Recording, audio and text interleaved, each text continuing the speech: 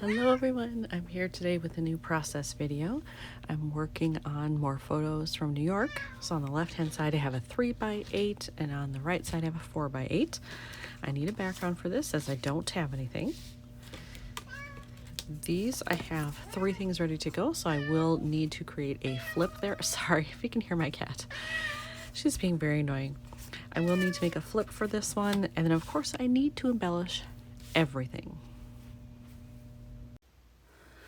Because I love this picture so much, I love the color in it, I love the shininess of it, all of that. Because of that, I think I'm going to look for some specialty papers as a background because this is 4x6 and I need a 4x8. So I think I'm going to get my bin out that has my acetate, my vellum, my paper that has foil, that kind of stuff, and just see what I might have that would work with these colors. I have found 2 background papers that I like, and well, one's not a paper, it's acetate. The other one is vellum, and they're both 8x8. They both happen to be from Pretty Little Studio. This is the first one. It's just a black and white diagonal stripe.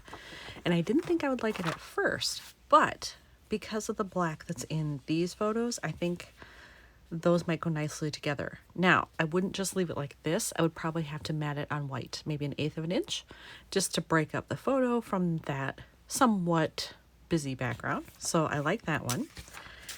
And then I also found this one, which it's interesting. It's called Frosty. So I think it's supposed to be wintry, but hopefully the camera is showing this acetate on this white background.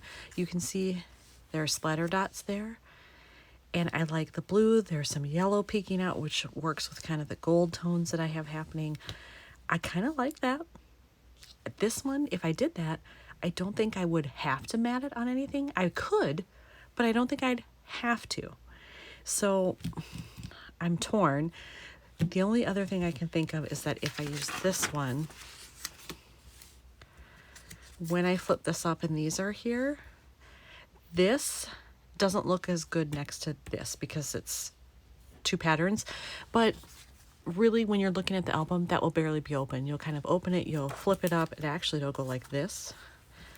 You won't even really see it that long, really, and then it'll get folded back down. So I'm not sure. I do love a good stripe, so it's very hard for me to say no to this one, but there are things I like about this one as well. All right, after a lot of consideration, I think I'm going to go with the acetate option. So now I have to cut it down to 4x8. So really I just need to cut off the branding strip at the bottom to get it to 8 inches even, and then cut it in half. There we go. I cut it down. It's ready to be adhered on there. I still have room for embellishing at top or bottom or both if I wanted. And one of the best things is that because this started as an 8x8, I still have half of it left that I can use for something else. I have this all adhered, and I looked through a pile to see if I could find anything that was black that might work here. And everything I had was like way too big, like this is ginormous, or wasn't the right saying, or there just something wasn't right about it. So I'm not going to use anything from there that's black anyway. I did find this that is very similar in color to this. I'm thinking I might want to use it here, but I need some kind of delineation here. I'm thinking washi. I don't remember exactly what I have in black or black and white. I'm hoping I have something that's relatively narrow. I think too wide is going to look weird because I've got a small space to work with on either side. But if I could get a strip that is narrow enough, that might work. I picked out 2 different types of washi, and now that I see one of them next to the pictures, it doesn't go at all. I don't know what I was thinking. I had grabbed this one, thinking like, oh yeah, there's gray and there's some black in there and that stripe will be fine. When I put it up against this, absolutely not. I don't like it at all. So that's not happening. This was the other one. Now this is almost too thin. I really like the width of this better, but I don't have that in this color, in this style. So it's probably gonna have to be this one. It's just very simple black with a white stripe. I think that would be fine. to delineate top and bottom, so I will use some of that. Now I have both strips of washi attached, and I overlaid this ephemera piece, and I'm happy with that. So I think that part is good for now, but I have to figure out over here. I do have a flip, so I can easily make that and get that all attached, but that doesn't solve the problem of embellishing it somehow. So I think I'll quickly do the flip. I can make that, get that done, and then I'm thinking something's gonna have to go here somewhere. Actually, you know what? It would be better up top on this one because this one is more towards the bottom. So something up here to at least add a little bit of weight, because really there's nothing on the left hand side compared to this stuff over here.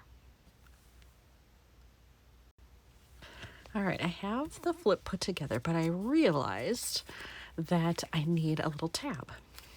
I didn't really want it on this side. I'd prefer it over here, and it should be fine. It shouldn't stick out too far, so I think I can do that and it'll be fine.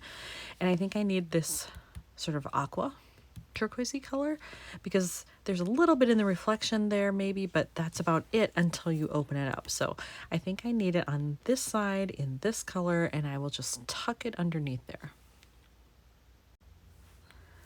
I chose this tag and I have cut off the portion I need. The rest of this will get used for something else. That's the beauty of the longer ones, is that I can get 2 uses out of them, hopefully. So I have that. Now I'm just going to tuck it under here and secure it.